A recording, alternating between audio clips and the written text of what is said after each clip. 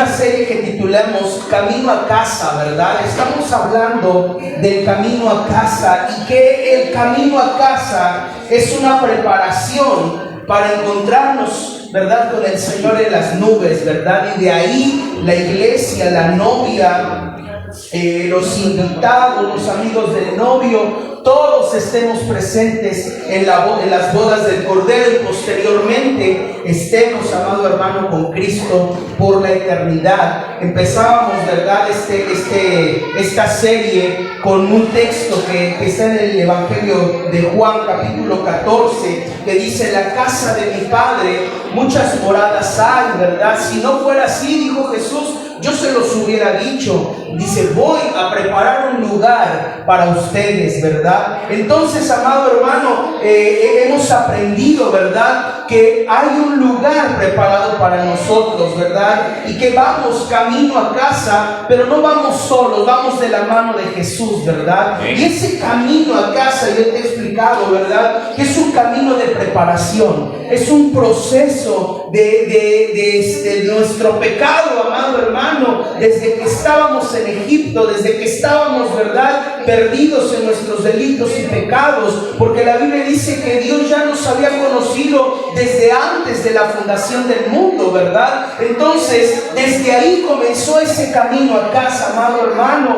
cuando conocimos a Cristo, cuando le entregamos nuestra vida al Señor, y luego todas las luchas que usted y yo vivimos. Hablábamos del desierto también, amado hermano, cómo el desierto nos prepara, cómo el desierto nos capacita, cómo el desierto nos purifica, nos limpia, ¿verdad?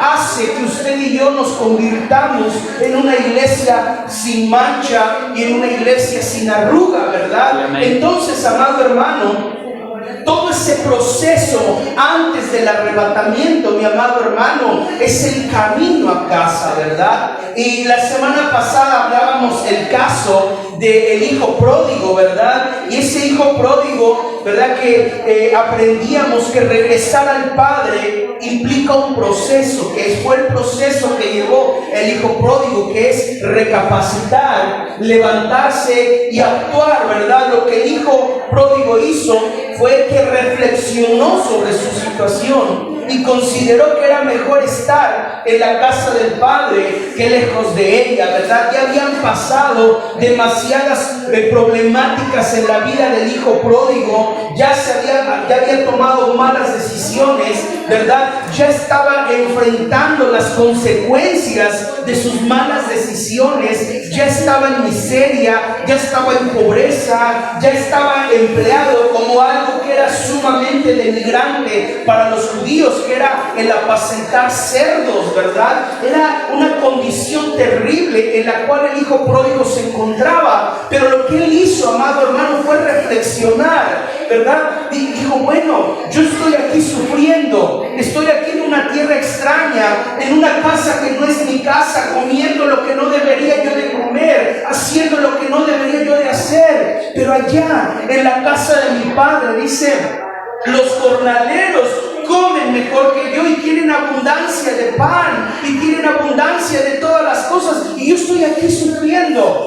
Entonces él reflexionó, amado hermano, y consideró que era mejor estar en la casa del Padre, aunque fuera como un jornalero, ¿verdad?, que estar en la condición en la que él estaba. Y es que, amado hermano, ese proceso, el camino a casa, en algún punto, amado hermano, nos tiene que llevar a la reflexión. Muchas veces el desierto en el cual usted y yo nos estamos encontrando hoy, amado hermano, tiene el propósito de parte de Dios de hacernos considerar nuestro caminar, considerar cómo vivimos, considerar las decisiones que hemos tomado. Por eso es el desierto muchas veces, y ahí andamos culpando al diablo, y ahí andamos culpando a todo mundo, pero lo cierto es que muchas veces Dios mismo, amado hermano, nos lleva a ese desierto para hacernos reflexionar, para que consideremos si la forma que estamos viviendo, si la manera en que estamos viviendo es la manera que Dios desea para nosotros, si así como usted vive es la forma que Dios planeó para usted. Si esa situación en la que usted está viviendo el día de hoy, amado hermano, es lo que Dios quiere en realidad para usted, si es el propósito de Dios para usted, y cuando reflexionamos nos damos cuenta que nuestro camino no es el camino de Dios, ¿verdad? Que nuestros planes no son los planes de Dios. Entonces reflexionamos y decidimos volver a la casa del Padre, porque ahí, amado hermano, hay abundancia de todas las cosas. Sí, amén. Aleluya. Amén. Pero el hijo pródigo dice que él se puso en pie, él se levantó, dice, después de que reflexionó, él se levantó y cambió su posición, esa posición lejana del Padre, lejana de la casa del Padre, lejana del corazón del Padre, y se volvió, amado hermano, cambió su posición a volver a la casa del Padre, ¿verdad? Para esto, amado hermano,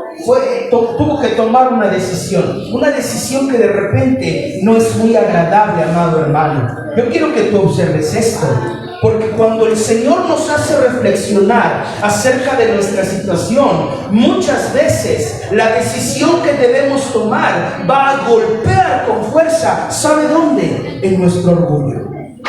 Porque muchas veces la reflexión nos lleva a entender que tenemos que pedir perdón. Nos lleva a entender que tenemos que reconocer que el que estuvo mal, el que hizo las cosas mal, fui yo y no el Padre, fui yo y no los demás. Entonces, amado hermano, levantarse implica, mi amado hermano, cambiar la posición de la soberbia a la humildad, de la falta de perdón al amor y al perdón. Muchas veces esa reflexión, mi amado hermano, nos va a llevar a entender que los que hicimos mal fuimos nosotros, y hay que reconocerlo. Y sabes, eso cuesta, porque el ser humano por naturaleza consideramos que los demás tienen la culpa, no yo. Algo sucede y siempre culpamos, buscamos quién tuvo la culpa, aunque yo fuese el culpable. ¿Sí me entiende, mi amado hermano? Entonces, ponerse de pie, levantarse, implica muchas veces hacer a un lado el orgullo, hacer a un lado la soberbia, hacer a un lado el enojo, hacer a un lado la ira, hacer a un lado la falta de perdón. Y yo te digo algo, mi amado hermano, mi amada hermana, eso cuesta. No es fácil. Sin embargo, el hijo pródigo dice que él se puso de pie, él se levantó, él dijo: yo soy el culpable. Tan así fue, amado hermano, que en su reflexión él dijo: yo no voy a llegar como un hijo, yo voy a llegar y le voy a decir al Padre: Padre, he pecado contra el cielo y he pecado contra ti, ya no soy digno de ser llamado tu hijo, ya no soy digno. Mira, amado hermano, él sabía que había malgastado su herencia, él sabía que había hecho las cosas mal, él sabía que ya no era digno, que no merecía absolutamente nada. Él lo sabía, lo reconoció, lo aceptó y tomó la decisión de llegar al Padre nuevamente, aunque fuese como un jornalero, como un trabajador más, porque aún como un trabajador y un jornalero, él sabía que iba a estar mejor que la situación en la que él se encontraba en ese momento. Aleluya. Pero ¿cuál fue su sorpresa, verdad? Porque cuando él, lo tercero que sucede, mi amado hermano, es que él actuó, ¿verdad? El hijo pródigo actuó, completó el proceso para llegar a la casa del Padre. Aleluya. No se quedó en la decisión, no se quedó en la intención, sino que actuó. ¿Y sabes cuál es el problema? Muchas veces que nos quedamos en la intención, amado hermano. Pero yo alguna vez escuchaba algo muy cierto: el infierno está lleno de gente con buenas intenciones.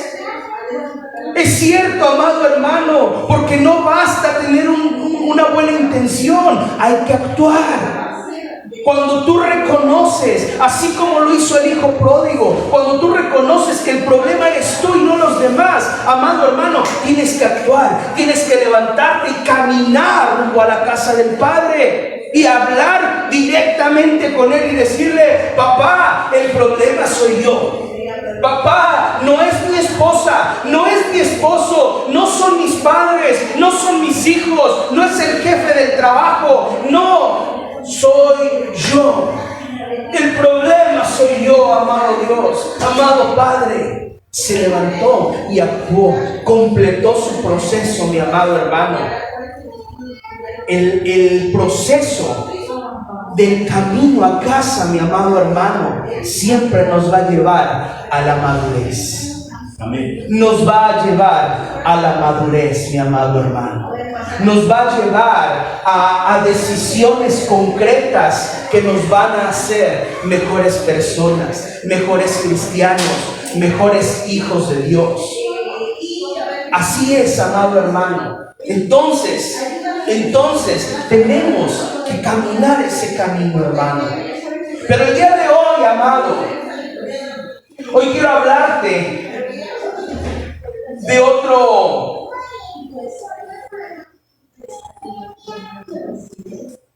hombre, Jacob. Génesis 49:33 dice: y cuando acabó Jacob de dar mandamientos a sus hijos, encogió sus pies en la cama y expiró, y fue reunido con sus padres. Padre mío, háblanos en esta mañana, en el nombre de Cristo Jesús. Háblanos en esta mañana. Necesitamos tu gracia y tu misericordia. Necesitamos tu sangre preciosa para que nuestros pecados sean lavados. Necesitamos que produzcas en nosotros, en tu pueblo, en tu iglesia, un verdadero y real arrepentimiento, papá. Necesitamos reconocer que el problema ciertamente somos nosotros.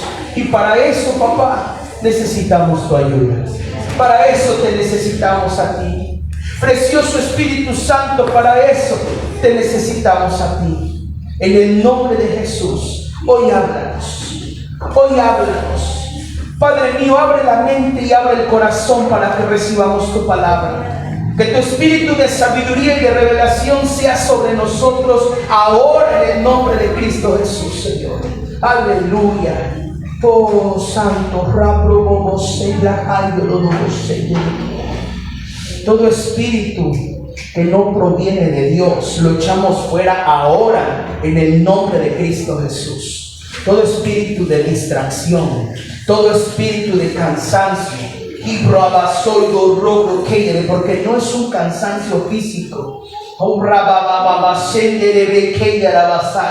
Todo espíritu que fuiste enviado a causar estupor, a causar sueño, a causar cansancio, en este momento yo te echo fuera de este lugar.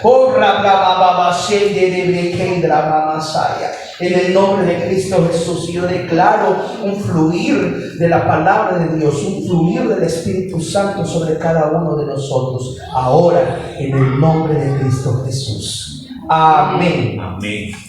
Gloria a Dios, amado hermano. Este texto del que estamos comenzando el tema de esta mañana, mi amado hermano, es cuando Jacob falleció. Cuando Jacob ya dice que encogió sus pies en la cama, dice, y expiró, se murió, amado hermano. Pero para ese momento, Jacob, amado hermano, ya había recorrido un largo camino de errores, un largo camino donde los desiertos fueron, amado hermano, el común denominador en su vida. Problemas, situaciones bien complicadas que él tuvo que enfrentar. Y yo quiero decirte que el caso de Jacob, ¿verdad? Él fue un hombre que terminó su proceso, ¿verdad? El trato de Dios fue necesario para encontrar el camino a casa. Fíjate esto, amado hermano, definitivamente el trato de Dios para con nuestra naturaleza pecaminosa siempre va a ser necesario para encontrar el camino a casa. Es un camino largo, empedrado y cuesta arriba. Amado hermano, no hay de otra. El camino a casa debe de implicar el trato de Dios en nuestras vidas. Y no quiero sonar el día de hoy, por favor, escúcheme bien esto que le voy a decir. No quiero sonar legalista, no quiero remarcar el pecado, porque yo creo en la gracia de Dios. Amén. Lo que hoy quiero hablar es de la gracia de Dios, pero para hablar de la gracia de Dios hay que hablar, amado hermano, del pecado y de nuestra maldad y de la forma como Dios trata ese pecado, esa maldad, esa naturaleza pecaminosa con la que usted y yo nacimos. Si no hablamos del pecado, no podemos hablar de la gracia. Pero no podemos hablar de la gracia si no hablamos del pecado, mi amado hermano. Por esa razón es que hoy quiero que hablemos un poco del pecado. Hoy quiero que hablemos porque el camino a casa implica el trato de Dios para con su pecado, para con mi pecado. Dios tiene que tratar eso. ¿Por qué? Porque la iglesia que va a llegar a casa, mi amado hermano, es una iglesia sin mancha y es una iglesia sin arruga. Es una iglesia arrepentida. Es una iglesia en la cual Dios trató su pecado. ¿Cuántos dicen amén? Sí, amén. Mire esto, amado hermano. Entonces, por eso vamos a hablar de Jacob, amado hermano, el hombre que llegó a casa, que completó su proceso, pero que ese proceso, ese camino a casa, tuvo implícito el trato de Dios. Y yo puedo mirar, mi amado hermano, que hay tres etapas. Hay tres etapas en la vida de Jacob, amado hermano, que yo puedo mirar en la Biblia. Y la primera etapa es el despertar, el descubrir, ¿verdad?, su naturaleza. Esa naturaleza, amado hermano, donde él era un suplantador y un oportunista. Pero hay una segunda etapa, y esa segunda etapa en su vida es cuando él empieza a enfrentar las consecuencias de su pecado. Y entonces en esas consecuencias él empieza a huir, empieza a experimentar el temor y empieza a recibir el mismo trato. En otras palabras, le empiezan a pagar con la misma moneda con la que él pagó. Pero después, amado hermano, en la tercera etapa yo puedo mirar el trato de Dios. Y en el trato de Dios yo encuentro que hay soledad, hay pérdida, pero gloria a Dios, también hay reivindicación, ¿verdad? Entonces, vamos a hablar de la naturaleza de Jacob. Quiero decirte que es un tema un poco extenso, no lo voy a terminar, hoy solamente vamos a enfocarnos a la mitad de la naturaleza de Jacob. El jueves vamos a continuar este tema y lo vamos a terminar el próximo domingo, mi amado hermano. Pero yo quiero que entendamos lo que era la naturaleza de Jacob. Era un suplantador. Y la Biblia, en el libro de Génesis, capítulo 25, verso 26, voy a leerle la versión de la Biblia en lenguaje sencillo. Dice: después de Saúl nació su hermano, al que llamaron Jacob, porque nació agarrado del talón de Saúl. Isaac tenía 60 años cuando los niños nacieron. Fíjate esto, amado hermano. Primera naturaleza de Jacob, un suplantador. Ahorita lo vamos a desglosar y a entender. Pero parte de su naturaleza es que también era un oportunista, amado hermano. Y según Génesis capítulo 25, versículos 29 al 33, dice lo siguiente: y guisó Jacob un potaje. Y volviendo Esaú del campo, cansado, dijo a Jacob: te ruego que me des a comer de ese guiso rojo, pues estoy muy cansado. Por tanto, fue llamado su nombre Edom. Y Jacob respondió: véndeme en este día tu primogenitura. Entonces dijo Esaú: he aquí yo me voy a morir, ¿para qué pues me servirá la primogenitura? Y dijo Jacob: júramelo en este día. Y él juró y vendió a Jacob su primogenitura. Mira qué texto tan tremendo, hermano. ¿Por qué digo que Jacob era un oportunista? ¿Por qué lo agarró cansado, hermano? Dice que estaba muy cansado, hambriento.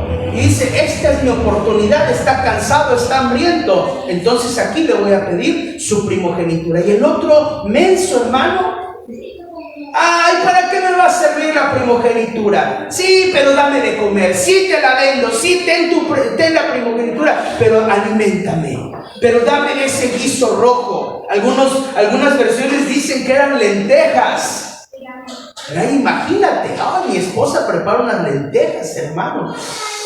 Sí. Hasta se me hizo agua la boca con tocino, jamón, chorizo, longaniza, le pone huevito, tortita de huevo, hermano. Aleluya, qué cosa. Y luego así como picositas. Yo creo que ese guiso que hizo Jacob era una delicia, hermano, ¿verdad? Y de ahí se agarró y de ahí aprovechó Jacob para obtener, para robar la primogenitura de Esaú. Él era un oportunista, pero vamos a empezar a desglosar, amado hermano, ¿verdad? Porque fíjate que Jacob es la palabra hebrea, Jacob, ¿verdad? Y mira cómo traduce Jacob, que es que toma por el talón, y también suplantador. Hasta aquí, amado hermano, lo entendemos, es lo que muchas veces hemos aprendido y se nos ha enseñado, yo mismo lo he enseñado.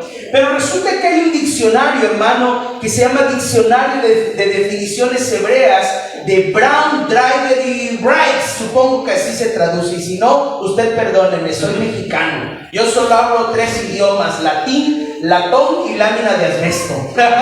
Entonces, no sé el inglés, hermano, pero supongo que algo así. Pero mire, este diccionario anota que una palabra hebrea relacionada con Jacob es la asignada al numeral Strong, H6117. Y mire lo que traduce esta palabra: hincharse, atrapar por el talón, circunvalar como si fuera haciendo tropezar los talones, restringir como si fuera sosteniendo por el talón, engañar, detener, falacia y suplantar.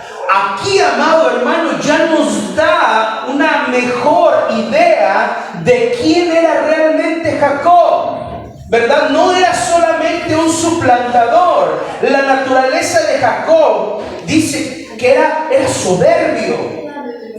Y date cuenta, ¿te acuerdas que Jacob era el consentido de mamá? ¿Verdad? Dice que Isaac amaba a Esaú, pero su mamá lo amaba a él. Y tú sabes que todo hijo que es muy querido por mamá, regularmente es muy consentido, ¿verdad? Yo puedo mirar que él era soberbio. Él era soberbio, amado hermano, pero veo que también era oportunista, ¿verdad? Porque dice que atrapó por el talón. Algo que atrapas es algo, amado hermano, que agarras en el aire, ¿verdad? ¿Por qué agarras la pelota, hermano? ¿Cuándo agarras una pelota? Por ejemplo, en el béisbol. ¿Cuándo agarras la pelota? ¿Cuándo atrapas la pelota? Cuando viene en la dirección correcta y tú estás ahí y la agarras. Pero si la pelota se va por otra dirección, ¿tienes la oportunidad de agarrarla?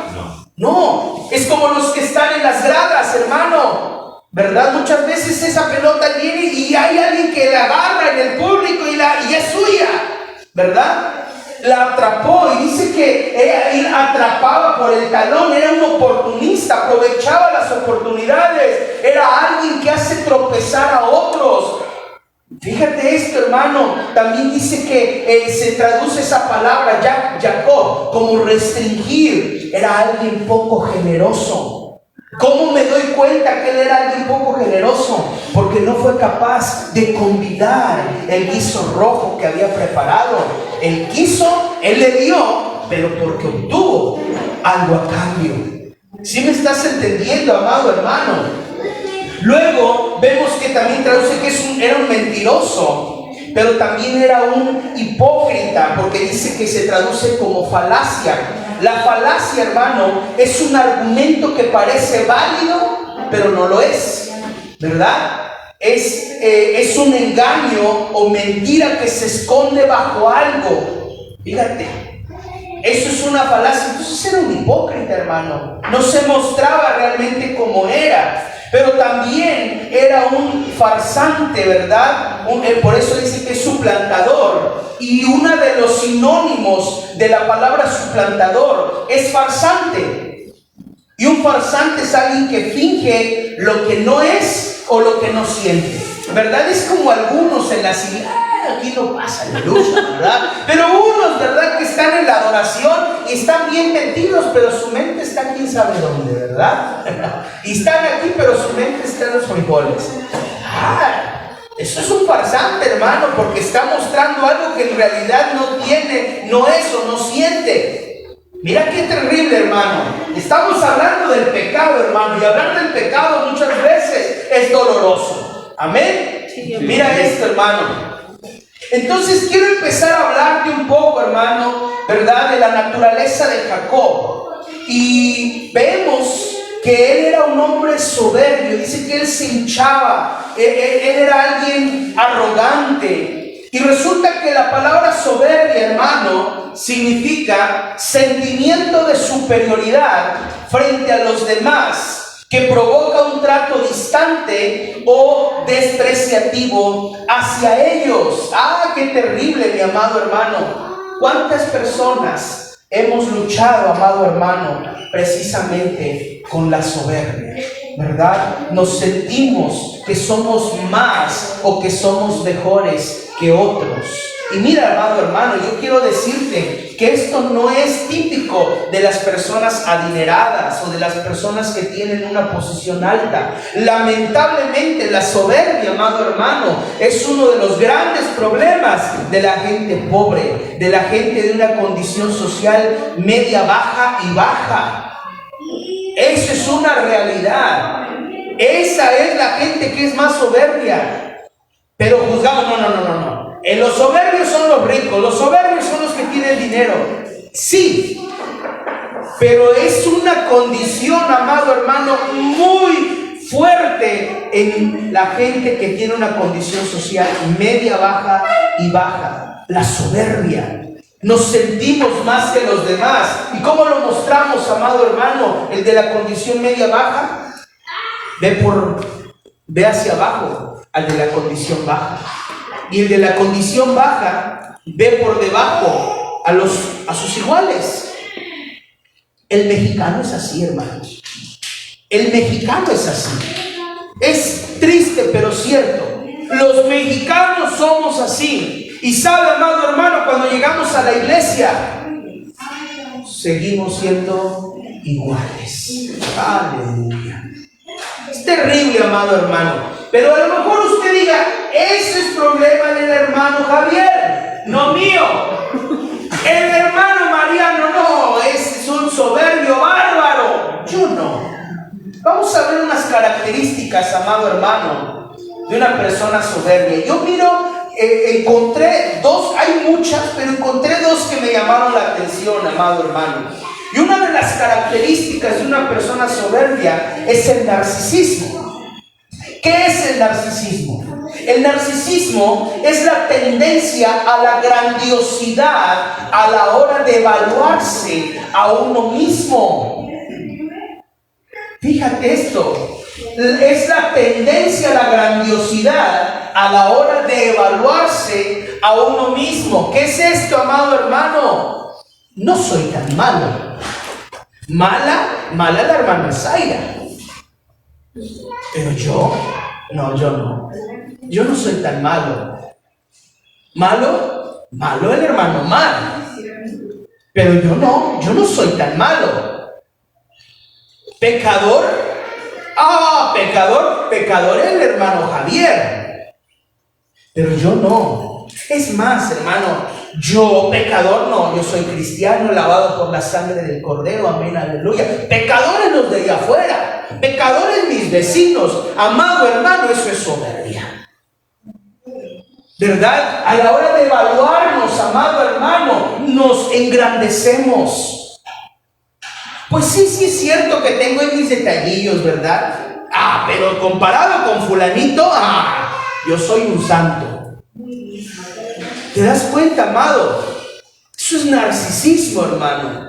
Nos engrandecemos cuando nos evaluamos a nosotros mismos. Pensamos que somos más de lo que realmente somos. Y la Biblia claramente dice: ninguno tenga un concepto de sí mismo más alto que el que deba tener. O eso dijo el apóstol Pablo. Así dicen las Escrituras. Yo quiero que puedas observar esto, mi amado hermano. La iglesia tiene un problema grave con la soberbia. La iglesia enfrenta un problema grave con la soberbia. Pero el problema mayor, amado hermano, es que un hombre, una mujer soberbios no se van con Cristo. Así de sencillo. Por eso es que yo te he estado hablando en semanas pasadas y recalcando el hecho de que dejemos de romantizar, amado hermano, la venida de Cristo. Que cuando hay cuantos se van con Cristo, todos nos vamos con Él. No, mi amado hermano. Tenemos que ser tratados en nuestra soberbia para que entonces podamos, amado hermano, participar de las bodas del Cordero y luego ser parte de la gloriosa iglesia que van a vivir con Cristo por la eternidad. ¿Me está usted entendiendo, mi amado hermano? No debemos pensar que somos más que nadie más. Y yo te lo digo como un testimonio propio. Dios me tuvo que llevar al suelo, hermano Omar. Yo pienso que por ahí algún animalito hizo su gracia allá afuera. ¿Verdad que sí? Si me pudieran ayudar, por favor, hermanos, lavar o echar pinol o algo, por favor. Entonces, mis amados hermanos, es importante que el Señor trate nuestra soberbia. Es importante que el Señor, amado hermano, nos corrija. Le decía, yo fui tratado en eso. Y Dios me tuvo que llevar al piso, hermano. Tuvo que llevarme hasta abajo para que yo pudiera entender que la gloria, la honra y la alabanza solamente pertenecen al Rey de Reyes y Señor de Señores. Que todo lo que somos, lo que tenemos, lo que fuimos y lo que seremos, mi amado hermano, todo es gracias a Dios. Amén. Todo, mi amado hermano.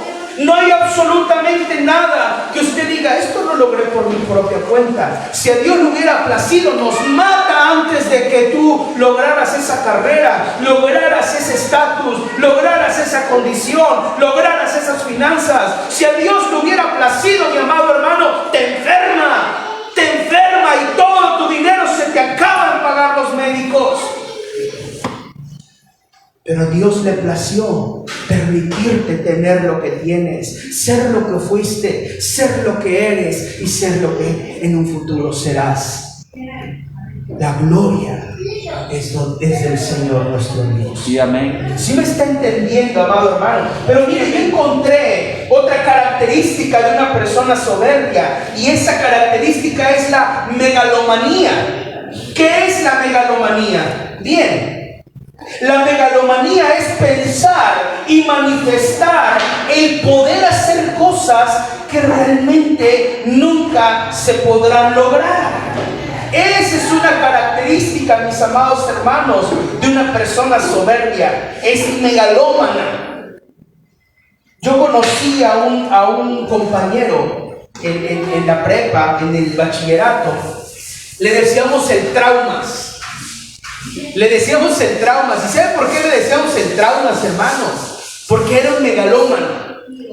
Era un joven que siempre nos estaba hablando de lo excelente programador que era, de que él era capaz de hacer tal y tal cosa. Y obviamente pues nosotros, simples humanos, hermano, simples mortales, pues no podríamos hacer eso.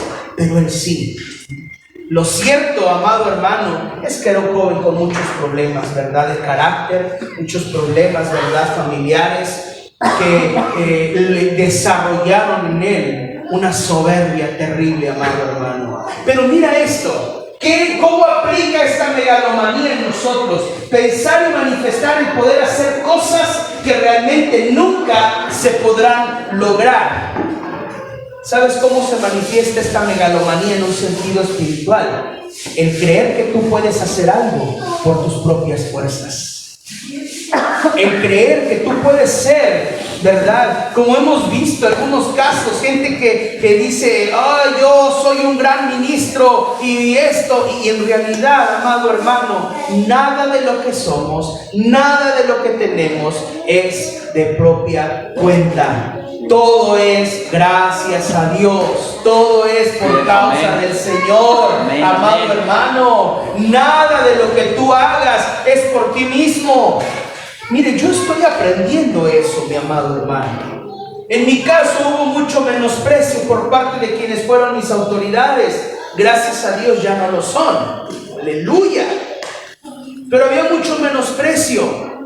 Y de repente, mi amado hermano, cuando nosotros tomamos cobertura, empiezo a descubrir que los planes de Dios realmente eran diferentes para nosotros. No permanecer en el anonimato, sino permanecer, amado hermano, en grandeza. Dios nos ha puesto para ser grandes. Y nosotros lo estamos descubriendo, pero ¿sabes qué, mi amado hermano? No es por mí, no es porque yo tenga el don, no es porque yo sea bueno en algo, no, todo es por causa del Señor. Amén. Yo le doy de verdad le agradezco a Dios. El viernes nos visitó el pastor Alejandro Tobón de Orizaba. Algunos de ustedes lo conocieron. Él no salió a Cuadro porque él no pertenece a esta zona, ¿verdad? Él nos apoyó con sus muchachos de la alabanza. Pero fíjate esto, amado hermano, él me decía, oye, qué bien, qué precioso, oiga, qué organizados, oiga, qué bonito todo, cómo salió, oiga, qué padre. Incluso decía, yo no sé qué voy a hacer el martes que nos toca a nosotros allá en Orizaba. Y sabes algo que sucede en el corazón, porque es nuestra naturaleza. ¿Y qué pasó hoy? Tómala, no salen las cosas. Para que entendamos que la gloria es de Dios. Sí, amén. Amén. Amén. Amén. Gloria a Dios. Yo les voy a confesar algo, hermano. Cuando estaba yo tocando la batería y vi que la hermanita Zaira se metió, dije, ya dejaron de transmitir. ¿Y sabes qué? Me entró como que no sé qué, hermano. Ya ni te digo qué sentí. Pero en ese momento, hermano, el Espíritu Santo me habló y me dijo, bájale a tu soberbia, perdóname.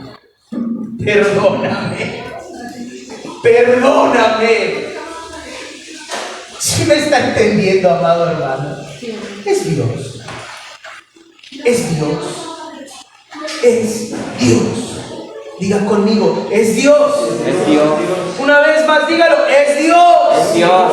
Amén, mi amado hermano. Es Dios, no somos nosotros, no son nuestras capacidades. Todo lo que usted y yo logremos hacer es a causa del que está en nosotros. Sí, amén. Fíjense que recuerdo una historia que quizás usted recordará o habrá escuchado, ¿verdad? Pero es la historia del burrito que cargó a Jesús cuando entró a Jerusalén.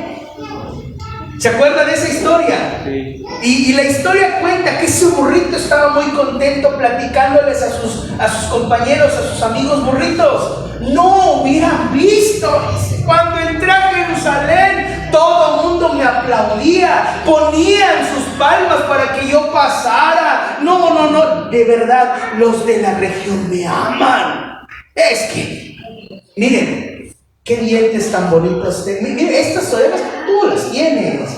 Tampoco, mira. Estas son orejas. Luego mis cascos, mira, bonitos. No, los de ustedes están feos. Mira, tú hasta pisaste popó de aquel. No, mira yo. Todos me quieren. Entonces no faltó, hermano, el burrito que sería el más sabio, ¿verdad? Ya era un burro viejo. Ya estaba en la esquina y solo escuchaba. Y entonces le hace, burro, ¿qué quieres, viejo? Le dice el burro. Dice, burro, no No seas burro. No era a ti a quien aplaudían, no era a ti a quien le ponían las palmas, era el que estaba montado en ti. Y se oyó, ¿verdad? Es el clap de Condorito, ¿te acuerdas? ¡Clap!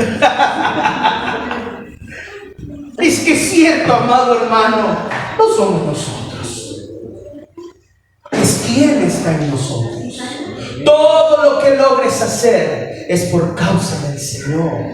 Amén. Amén. Aleluya. Amén. Mira esto, hermano. ¿Cuántos burros hay aquí? Amén. ¡Santo! Aleluya. Ahora yo te hago una pregunta, hermano. ¿Eres una persona soberbia? ¿Qué podría usted decir? ¿Sí? ¿No? Bueno, ahí vamos a hacer un test. Un test de soberbia, hermano. Si usted responde sí, al menos a una de estas preguntas, le tengo una mala noticia. ¿Es usted un soberbio o una soberbia?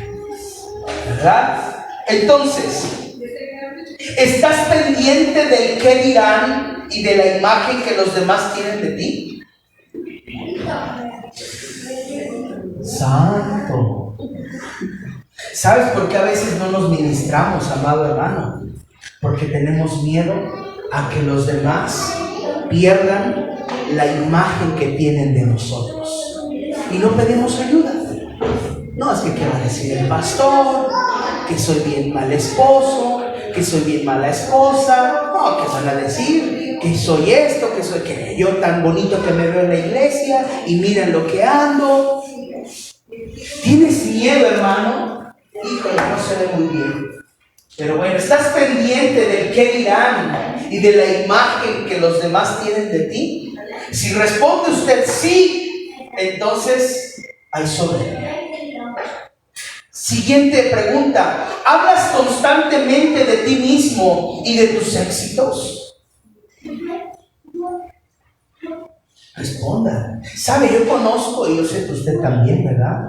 De esos que se dicen pastores y viven hablando de las glorias pasadas y viven, no, el demonio que eché allá en el 98 y aquel por el que oré y se levantó en el año 2000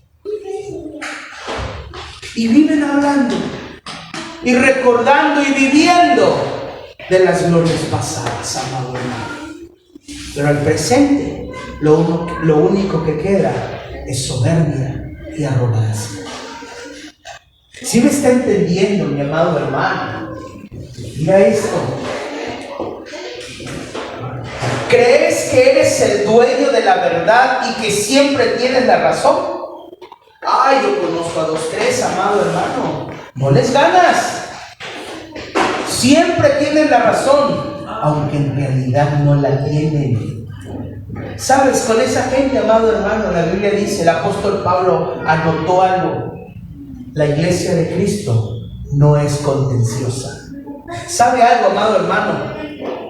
No sé si alguna vez se ha preguntado por qué nosotros transmitimos en vivo, pero dentro de un grupo cerrado de Facebook. Y no lo hacemos para que todo el mundo pueda mirar. No es otra cosa, hermano. Solo que siempre hay gente que tiene la única verdad. Y no tiene ningún pudor, ningún recato en escribir y decir, no, lo que tú estás diciendo es satánico, demoníaco, no. Y sabe, amado hermano, es cansado estar discutiendo y peleando con personas así. Gente que siempre tiene la razón y no los bajas de ahí por nada. Platicaba con un hombre hace un tiempo y me empieza a hablar de un hermano de aquí de la iglesia y ya no está, gracias al Señor. Me empieza, no, es que fulanito, que no sé qué, que su vida, que no sé qué tanto, y que la Navidad, y que no sé qué, y me empieza a hablar de cosas, a tirarme, a decirme, a restregarme en la cara, hermano, las fallas del hermano aquel. Y las fallas, quiero ponerlo así entre comillas, las fallas doctrinales que nosotros tenemos. Yo lo escuché. Cuando terminó de hablar me hizo una pregunta. Hermano, oiga, ¿y usted dónde se congrega? No, yo no me congrego, dice. Yo no me congrego. De repente visito ahí una iglesita de un amigo. Ahí le ayudo a veces con la guitarra, pero no, yo no me congrego. Pues cuando se congregue, cuando usted viva bajo sujeción, cuando usted sea un hombre ordenado y disciplinado y sujeto dentro de una iglesia, entonces juzgue a los que sí nos congregamos, a los que sí vivimos bajo sujeción, a los que sí nos ordenamos delante de Dios. Se acabó la plática. Es muy complicado hablar con gente, amado hermano, que creen tener siempre la razón. Pero fíjate esto, hermano, hay otras características. Siempre llamas la atención y usas de la teatralidad para lograrlo. ¿Qué es esto, hermano? Buscas llamar la atención y haces cosas o actúas de cierta manera que en realidad tú no eres así, o regularmente no actúas así, pero eres teatrero. Haces cosas, ¿verdad? ¿Para qué? Para que llame la atención. Y tú lo ves, hermano. De repente hay hermanos que alzan la voz y aleluya, Padre, sí, tú que habitas en los cielos, en las moradas eternas, tú, amado Jesús, que tu habitación está junto al Padre y que intercedes. Y ahí están, hermano, llamando la atención de teatreros, amado hermano, para que los demás puedan mirar cuán espirituales son. Eso, mi amado hermano, eso se llama soberbia. No es espiritualidad, es una falsa espiritualidad. Aquellos que quieren ser ajonjolí de todos los moles, hermano, ¿verdad? Yo conozco pastores así, hermano. Quieren salir, no, yo hago esto, y ya no andan pudiendo, hermano. No, yo hago aquello, y yo hago allá, y yo muevo, quito, pongo, hago, torno. Eso es soberbia. Y en la misma iglesia sucede, hermano. Y hermanos, mire, yo le doy gracias a Dios porque de verdad, gracias a Dios, usted está creciendo sano, hermano, espiritualmente. Digo, todos tenemos nuestros talones de Aquiles, ¿verdad? Nuestros pies de barro. Todos, normal. Pero usted está creciendo sano. Pero de verdad, hermano, hay hermanos que si no se caen, no los tocó el Señor. Y ahí están, ¿no? Y a fuerza se tienen que caer. Y ni siquiera, amado hermano, los están ministrando. A ellos hay que hacer show. O hay pastores que dan tus empujoncitos, hermano. Te empuja para que tú te vayas para atrás. Ya está el hermano, el ujier colocado atrás, ya está colocado. Sí, lo aguantará, sí lo aguanta. Te recibe en el nombre de Dios. ¡Ay, ahí vas para atrás! ¿Sabes cómo se llama eso? Soberbia. Es soberbia, hermano. Qué terrible, ¿verdad? Qué terrible es esto, mi amado hermano. Mira, eres extraordinariamente competitivo porque crees que siempre debes ser el número uno. Aleluya. Mira, hermano, cuando nosotros el jueves de hace 2 semanas que supimos que íbamos a tener Kairos aquí, que íbamos a hacer sede de ellos, ay, hermano, de verdad yo le dije al Señor: Padre, que nos motive la obediencia y no la competencia. Yo le voy a confesar algo, hermano. Yo, uno de los problemas con los que yo he batallado y el Señor me ha ayudado es esto. Es la competencia, hermano. Es el competir. Y no me justifico, pero después de tanto menosprecio, lo que salta, hermano, es la competencia. Como que no puedo. Sí, porque puedo, vengo, ¿verdad? Y ahí estamos, hermano. Y cuando yo supe, oré, y sabe Dios que no miento, Dios, que lo que nos motive sea la obediencia y no la competencia, Padre. Y Dios nos ayudó y nos sigue ayudando, ¿verdad? Dando nuestro alfilerito revientaglobos para que nos mantengamos en la línea correcta de la humildad, ¿verdad? Y de reconocer que todo es por causa del Señor. Amén. Pero mira esto, hermano. ¿Crees que siempre debe ser el número uno en todo?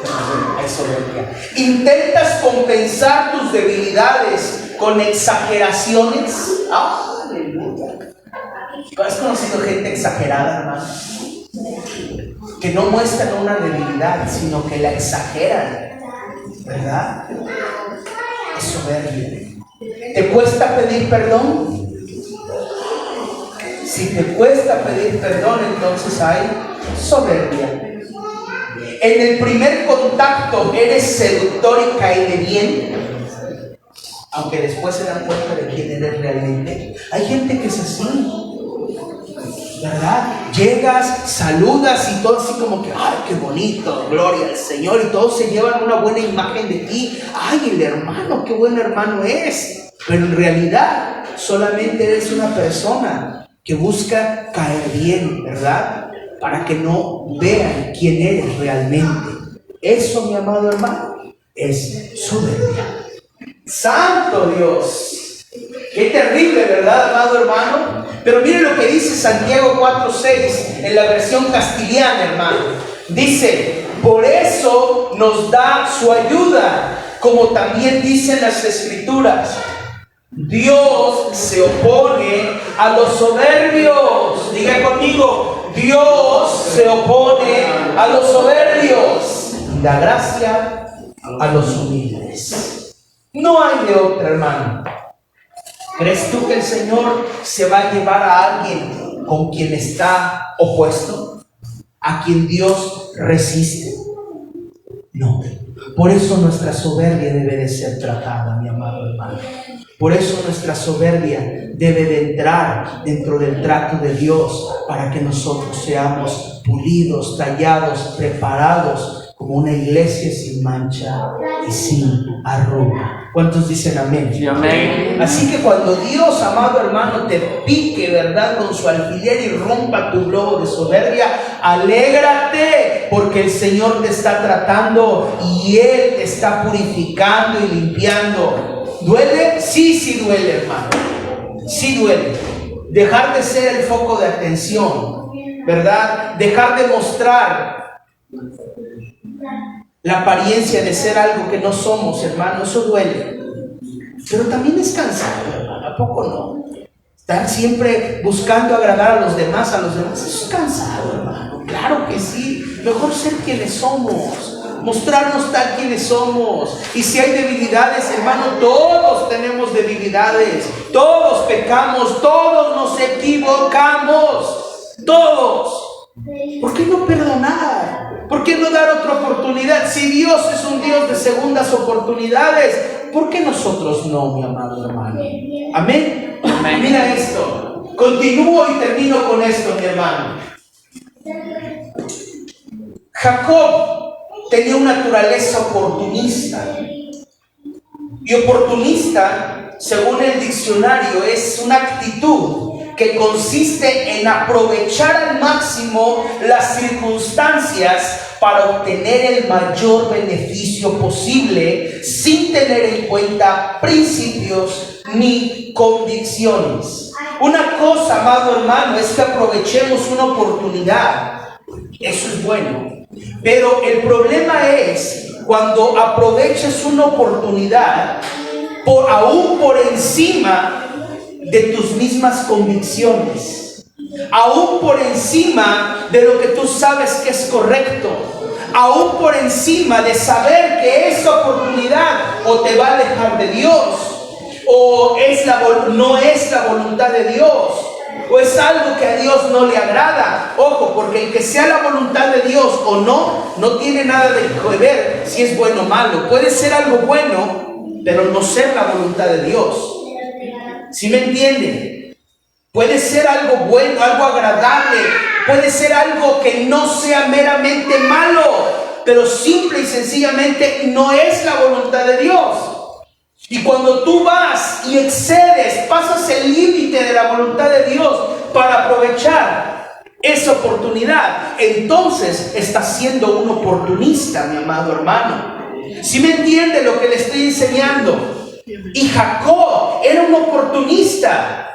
Él aprovechó que su hermano tenía hambre. Él aprovechó que su hermano estaba muy cansado y entonces lanzó el golpe. Sí te doy, pero a cambio quiero tu primogenitura. Y el otro que estaba muy cansado, el otro que estaba hambriento y débil, no pensó, no razonó. Hermano, es tema de otra prédica, pero la primogenitura era una bendición extraordinaria. Bíblicamente hablando, era la mejor de las bendiciones que un hombre, que sobre todo en la Biblia un hombre podía tener. Pero a él no le importó. Estaba cansado, estaba hambriento. Y él, Jacob, aprovechó esa oportunidad. Jacob era un oportunista. ¿Me está entendiendo, amado? Sí, amén. Entonces, mire, ¿cuáles son las características de una persona oportunista? Ay, esto, cuando yo lo leí, hermano, ay, suena duro, pero mire, el oportunista no está dotado en principio de ninguna gran cualidad. ¿Es cierto? Mientras que Esaú era un hombre que era cazador, era un hombre, era amado por su padre. Por algo era amado, no solo por ser el primogénito, sino por las cualidades que él tenía. El otro no, dice que el otro se la pasaba bien tranquilo, descansando. No estaba dotado de ninguna gran cualidad. Dice, no suele ser ni muy inteligente, ni muy trabajador, ni muy valeroso. No acostumbra a poseer una gran cultura y tampoco destaca por su generosidad, su capacidad de sacrificio o su espíritu de entrega a los demás. Ándale, esto es un oportunista, amado hermano. Es gente tan común y corriente, más corriente que común, ¿verdad? Es gente sin cultura regularmente. Ay, mi hermano, y te voy a decir algo.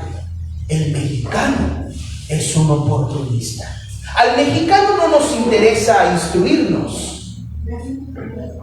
Al mexicano no nos interesa tener cultura. Le llamamos cultura a las tradiciones prehispánicas. Esa es nuestra cultura y eso es lo que nos llena de orgullo. Lo respeto.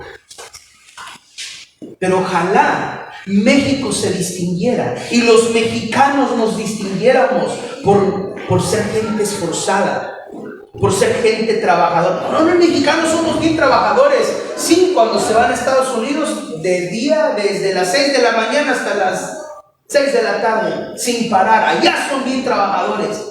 Pero eso que hacen allá, no lo hicieron aquí.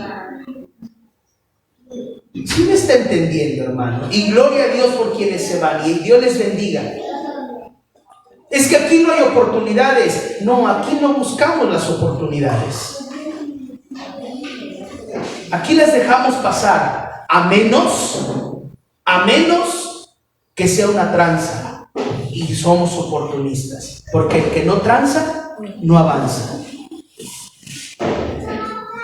Fíjate, estaba escuchando a un hombre, un árabe. Le estaban preguntando las diferencias entre un mexicano y un alemán.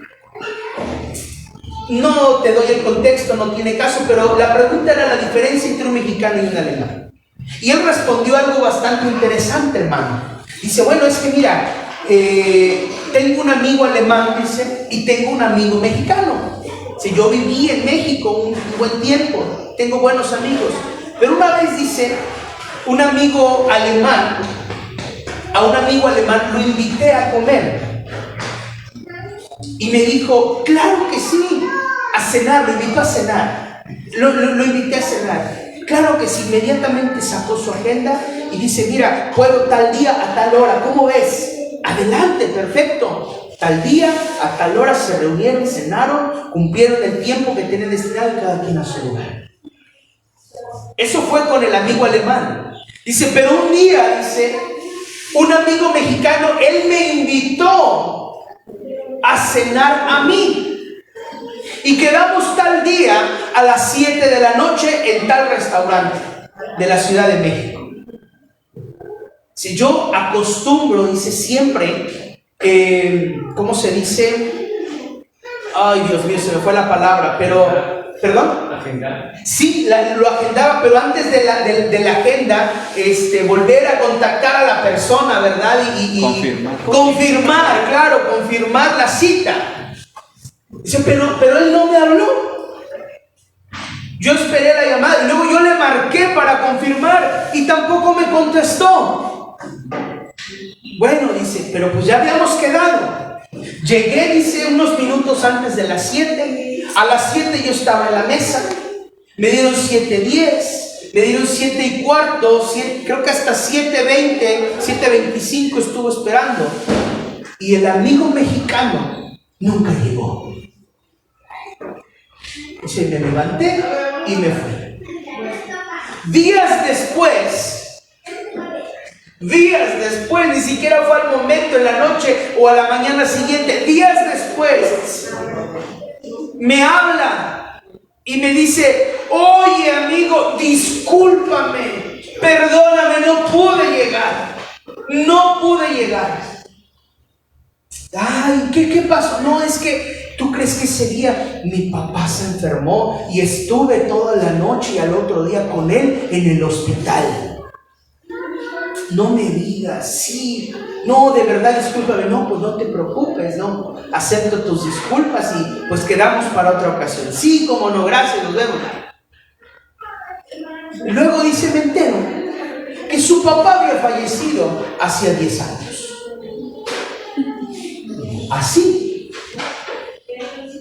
Así somos los mexicanos. ¿Verdad que así somos? Pero ¿sabes algo, amado hermano? Y es terrible, ¿verdad? Porque aprovechamos las oportunidades. Aunque nuestras convicciones, nuestras creencias salgan huyendo por la ventana, ¿verdad? Somos oportunistas. Quizás no le convenía a este amigo reunirse ese día con él. Quiero imaginarme que tuvo una mejor oportunidad, ¿verdad? Esto ya es de mi cosecha, ¿verdad? Pero tuvo la oportunidad, dijo, bueno, ¿con quién me conviene más ir? ¿Con mi amigo? O mejor voy con... No, es que él, no, aquí vamos a hacer un business, mejor me voy con él. Pero él es tu amigo y ya tenías una cita. Sí, pero con aquel voy a tener un beneficio. Con él nada más voy a platicar y con él voy a obtener. Voy a hacer algún negocito. Así somos. ¿Cierto o no, amados hermanos? El mexicano por naturaleza somos oportunistas. Y llegamos a la iglesia, amado hermano, y hacemos lo mismo. ¿Por qué no vamos a la iglesia? Es que tenía un negocito.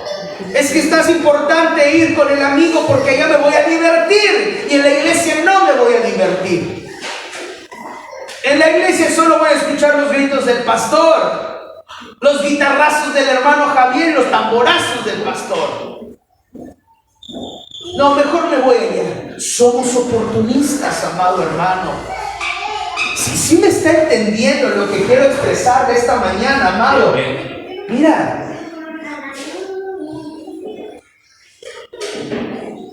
Somos oportunistas, hermano. ¿Es usted una persona oportunista? ¿Cuáles son las características de una persona oportunista? Bueno, no son empáticas. No le importa. Ay, pero mira el hermano, no se siente bien. Qué mala onda por el hermano, pero yo tengo algo mejor que hacer. ¿Sí me entienden? Son manipuladoras. Las personas oportunistas son manipuladoras. Mira esto. Son frías y calculadoras. No sienten culpa. Ay, esto es tremendo, hermano. Una persona oportunista no siente culpa. Puede vivir, puede hacer lo que sea. Y como no es empático, el hermano, la hermana pueden estar sufriendo. Que el Señor lo bendiga y le ayude. Pero yo tengo cosas mejores que hacer. Hay pastores que son oportunistas, ¿sabías? Hay dos familias que necesitan que se les visite, pero una tiene dinero y la otra no. ¿Con quién van? El que tiene dinero. Con el que tiene dinero. ¿Y con quién deberían de ir? No, con el que quedó primero. ¿Sí me entiende, hermano? Porque tanto el que tiene como el que no tiene, los dos son valiosos para el Señor. Y lo que los hace valiosos no es su dinero o no es su pobreza. Es que la sangre de Cristo fue derramado por ellos. Fue derramada por ellos. Eso es lo que los hace valiosos. Porque a veces el pobre dice, no es que yo soy pobre, yo necesito. También el rico necesita. A lo mejor no necesita dinero, pero también necesita el amor de Dios y la paz de Dios. Amén. ¿Sí me está entendiendo, amado hermano? Se rodean de personas influyentes, claro. Los conectes, los contactos, las palancas, ¿verdad? Juegan con los roles de género según su conveniencia. ¡Ay, esto es un trancazo, hermano! ¿Verdad? El hombre que quiere que su esposa asuma su condición de persona desvalida, que debe de ser protegida, no dudará en ignorar su rol masculino si quiere que sea la esposa la que trabaje más para mantener un nivel de ingresos que permita comprar más cosas para la casa. Esto es terrible, hermano. Mientras le conviene al hombre, no. Tú eres mi esposa. Y la mujer se debe de sujetar. Y la Biblia dice, la mujer cae en la congregación. Y ahí sacamos todos los 8,000 versículos bíblicos para que la mujer esté calladita y en la esquina, ¿verdad? Pero si te conviene que ella se vaya a trabajar y a generar dinero, ahí sí. No, si vete porque la casa necesitamos. A ver, espérame. Hacemos esto, hermano, abusamos del rol de género, ¿verdad? Somos oportunistas. ¿Me está usted entendiendo, hermano? ¿O no me entendió? Sí, amén. Empezamos de nuevo. ¡No! Aleluya. Juegan con los roles de género según su conveniencia. Son chantajistas emocionales. Aleluya. No, es que tú, ¿verdad? Si tú me quisieras, no, si tú de verdad me amaras, ¿verdad? Y ya parecen Federica Peluche, ¿verdad? Son los hermanos Federica Peluche, espíritu de Federica fuera, ¿verdad? No, si tú me amas, son chantajistas emocionales. Proverbios 28:6 en la versión de la Biblia latinoamericana dice: más vale un pobre que vive honradamente que un oportunista que se hizo rico. Gloria a Dios. Miren, y esa frase más vale,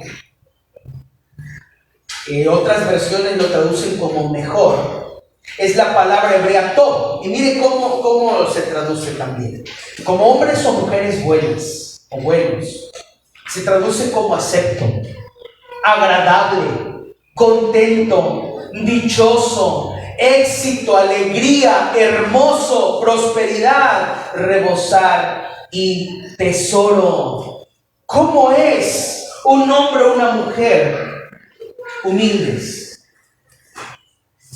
pobres, y no hablo de pobreza material, pobres en espíritu, esos, amado hermano, que reconocen que necesitan más y más y más de su Señor. ¿Cómo son ellos? Son buenos, Son hombres o mujeres buenas, son personas aceptables, agradables, contentas, dichosas, son personas exitosas, son personas alegres, hermosas, son personas prósperas, son personas rebosantes, son personas que delante de Dios, dice la Escritura, son su especial tesoro. Mira qué tremendo, hermano. Lo contrario a ser oportunista es todo esto que te acabo de describir. Por eso dice, es mejor, más vale. Es mejor, amado hermano. Amén. Sí, amén. Amén.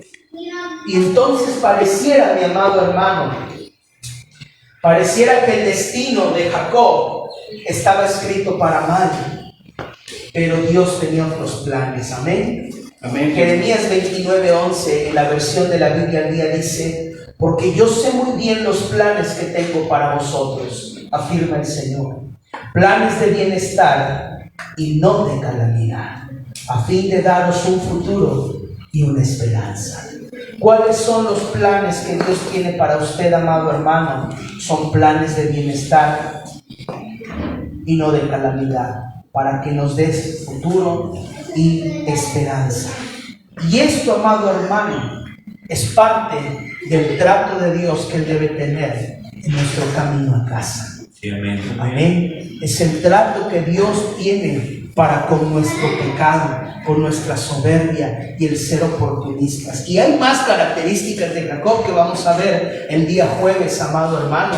Pero te das cuenta, Jacob no nada más era el suplantador, mira todo lo que involucra.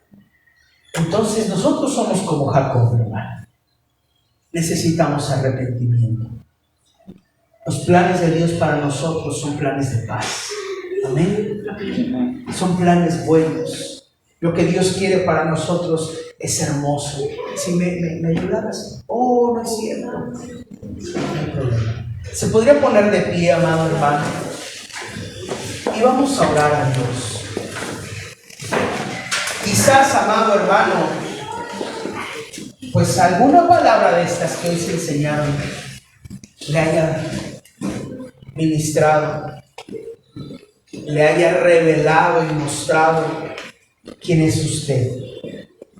Y no se lo digo para juzgarle, amado hermano. No se lo digo para lastimarle, no se lo digo para exhibirle de ninguna manera, mi amado hermano. Pero recuerde que hablar de la gracia implica hablar también del pecado. Y si hablamos de pecado, forzosamente tenemos que hablar de la gracia de Dios. Y aquí hay la gracia de Dios. Aquí está la gracia de Dios para usted. Está ese favor que no merecemos, pero que el Señor nos da. ¿Sabe por qué? Porque nos ama. Porque le ama a usted. ¿Qué tanto le amó? Que dio su vida. ¿Qué más podría darnos, amado hermano? Él te ama. Él le ama, amado hermano. ¿Por qué no cierra sus ojos y levanta sus manos al cielo? Hable con Él. Si hay algo de qué arrepentirse, hágalo. El perdón de Dios está para con nosotros disponible, amado. Buscad a Jehová mientras puede ser hallado. El día que la iglesia se vaya, amado hermano, la oportunidad también se acaba. Pero hoy tenemos la gracia de Dios. Hoy tenemos la oportunidad de acercarnos al trono de la gracia y obtener oportuno socorro. Hable con Dios. Aleluya. Oh,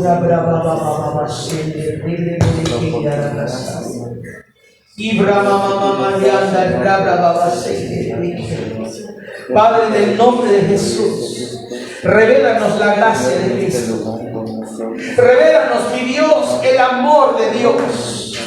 Padre mío, revélanos el perdón de Dios, que cada uno de los que aquí estamos y los que están recibiendo palabra a través de la transmisión en vivo, mi Dios, revélanos a Cristo. Revélanos su amor y su perdón. Revélanos la obra redentora de Cristo en la cruz del Calvario, para que podamos correr al trono de la gracia. Oh, bendito Espíritu Santo, tú nos guías a toda verdad. Guíanos a la verdad del amor de Dios. Guíanos a la verdad del perdón de Dios. guíanos a la verdad de la gracia de Dios. Que caminemos a casa, pero que en ese camino y mientras somos tratados, mi Dios, podamos escuchar la preciosa voz de tu Espíritu Santo diciéndonos: te amo, te amo. Padre, en el nombre de Jesús, ayúdanos. Haznos más como tú. Haznos hombres y mujeres que acepten tu trato, que acepten, mi Dios, cuánto te necesitamos, que aceptemos, mi Dios, que hemos errado, que hemos pecado, que nos hemos equivocado, que aceptemos que somos oportunistas y que somos soberbios y que vengamos al arrepentimiento, que seamos como el hijo pródigo, que el día de hoy, mi Dios, produzcas, Padre mío, a través de tu Espíritu Santo, una reflexión en el corazón de cada uno de los que aquí estamos y de los que reciban esta palabra, en el nombre de Jesús, pero que no nos quedemos solo en la reflexión. Padre mío, que nos levantemos, mi Dios, que nos pongamos de pie, que nos dirijamos a la casa del Padre, a la casa del perdón, a la casa de la misericordia, a la casa de la reivindicación.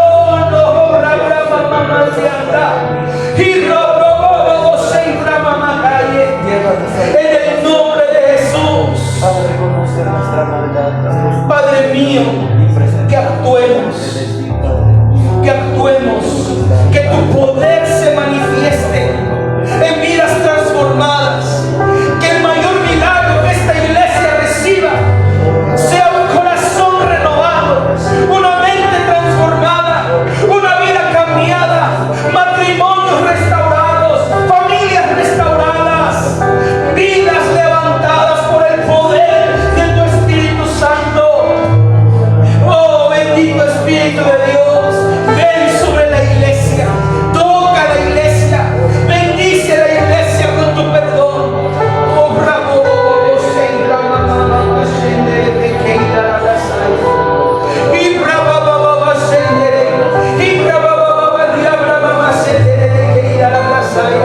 en el nombre de Jesucristo, mi Dios, en el nombre de Jesucristo, derrama tu gracia sobre la iglesia, derrama tu perdón, derrama tu amor sobre la iglesia.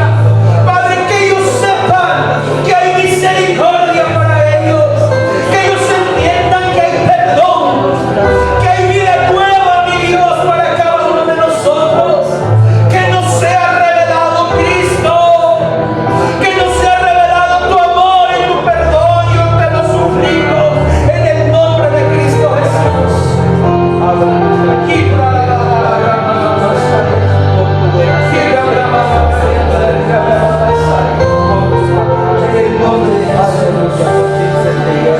En el nombre de Jesús.